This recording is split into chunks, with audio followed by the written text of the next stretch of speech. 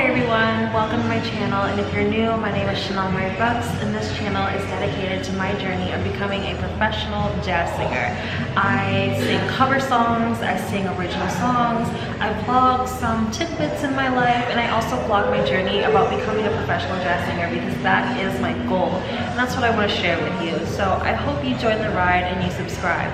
And if you're already subscribed, thank you, bless you, thank you so much for joining me on my journey and watching it all unfold and just supporting me in making this goal of mine a reality and helping me achieve this goal by watching me just go through the motions of becoming a professional jazz singer. Okay, so I'm watching this back and I realized maybe filming in a coffee shop wasn't the best idea. It is really noisy and I tried to edit the sound, but it just ended up distorting the audio. So I'm really sorry about that. I'm just trying to upgrade the quality of my videos and the quality of the coffee that I drank. Although my homemade lattes, they're pretty good too, but the latte that I had at that coffee shop, finger looking good. And it wasn't even chicken. But anywho, yeah, sorry about the sound. Okay. So, your girl is in the beginning stages of this. You know, I'm figuring out who I am as an artist, I'm working on my musicianship skills, and I'm figuring out what is it exactly that I want to do. So, your girl made a vision board, and I used Canva to do this. Now, let's get down to business. Alright, so this is the vision board that I was telling you about. This is the vision board that I made, and that keeps me on track, and I look at it to remind myself of what I want, who I am, and what I aspire to be, you know? So I'll explain my vision board a bit to you. Should I hold it like this, or should I hold it like this? I think I'll hold it like this so you guys can see. So here I have my favorite show, Superstore, a theater, and a performing arts company. I actually like acting, and I was considering going into like some acting or doing some local theater work. Like, I think that would be so fun, and I actually auditioned for a play, Legally Blonde. Okay, look at this face. I'm legally black, not legally blonde. Look at me auditioning for a play that wasn't even looking for me. Girl, this is why in life you need to work smarter, not harder. Honestly, I don't know if I'll get the part, but I just want to be in the chorus. I just want something small. I'm crossing my fingers that they call me back or like say that you made it into the play. Like, it'd be my first time acting. But I mean, acting is just like a hobby and like a fun thing, so I put that on my vision board there. Obviously, I have Amy Winehouse, Mariah Carey, Joss Stone. Those are a few of the female artists that I grew up listening to and that I love and have inspired my artistry and inspired me to be the woman that I am today. So my love for Mariah Carey started when I was like in second grade. I heard her song Shake It Off for the first time on the radio. And then I'd heard it a couple times after, and that's when I really became hooked on her music and I wanted to know all about who she was. So when I was in summer camp in second grade as well, I met this girl who also liked Mariah Carey, and our friendship blossomed over our mutual love of Mariah Carey.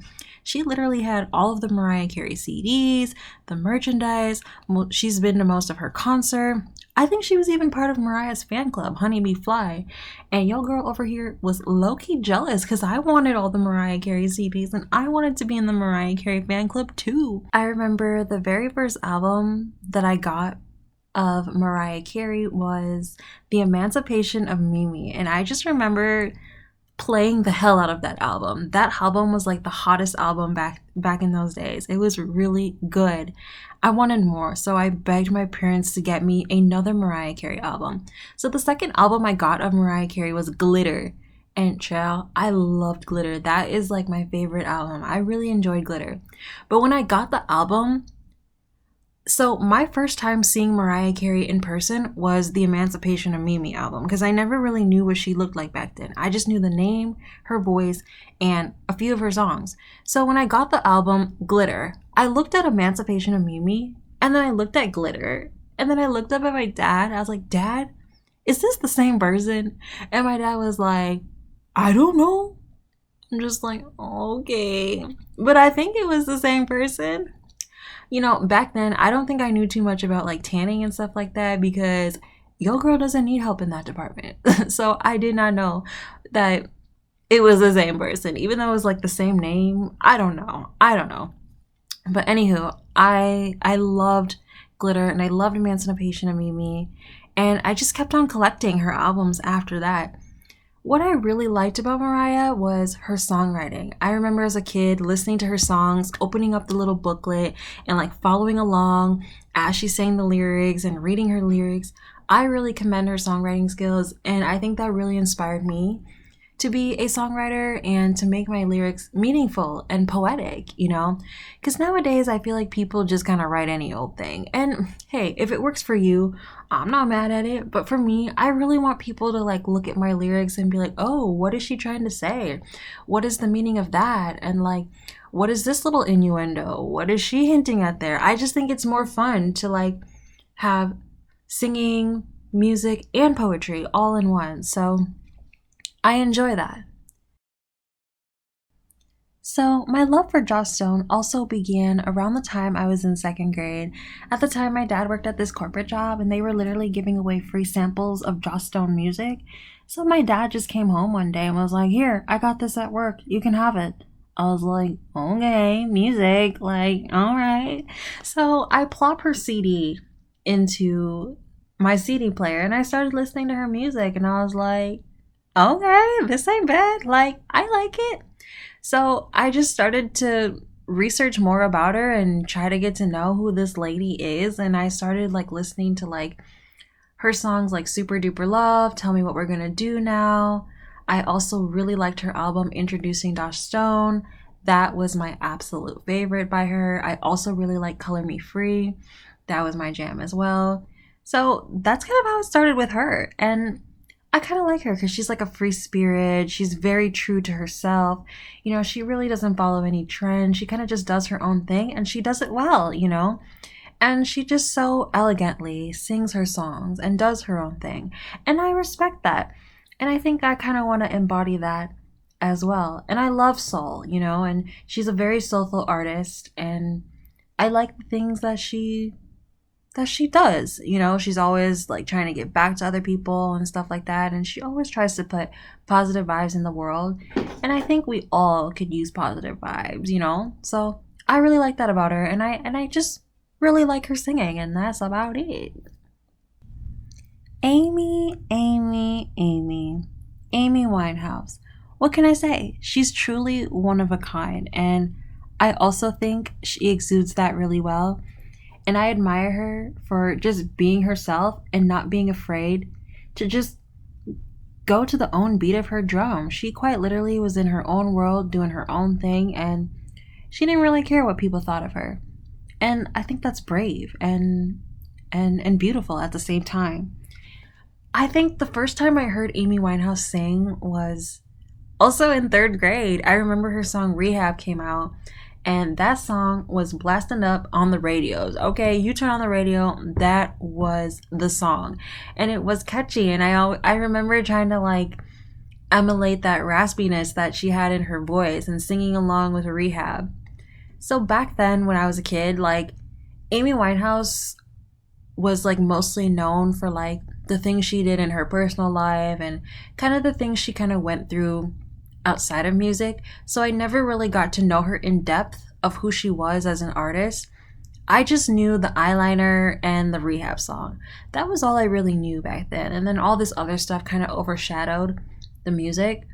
But I'll be honest, her songs are really not for kids anyways, you know what I'm saying? Like, she's really singing about some hardcore stuff, but it was beautiful.